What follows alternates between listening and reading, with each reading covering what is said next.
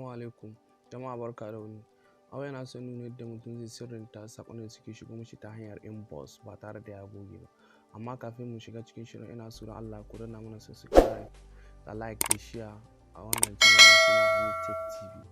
To yanzu da farko mutum zai zo ya shigo cikin messages nashi, misali gashi haka.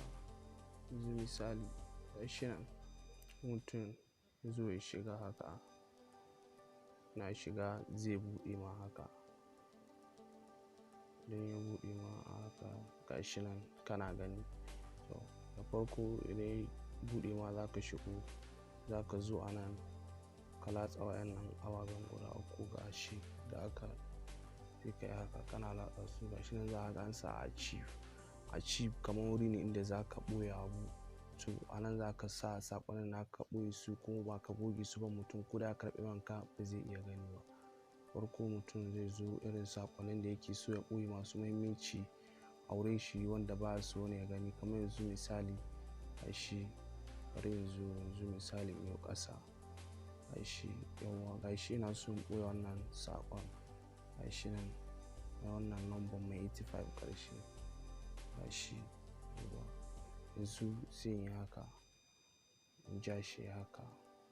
Da na yi haka gashi nan ya ɓace kuma ban yi deleting ɗin shi. Gashi nan inda aka sa archive conversation.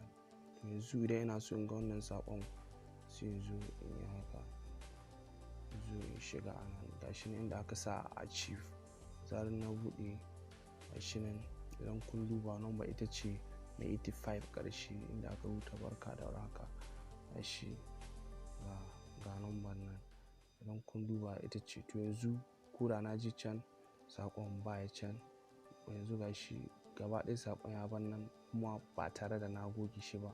Amma sai dai duk lokacin da nake buƙatar saƙon in zo in duba, zan zo in shiga a nan sai in duba in yi abin da zan yi da komai. To ƙarshen bidiyon mu kenan.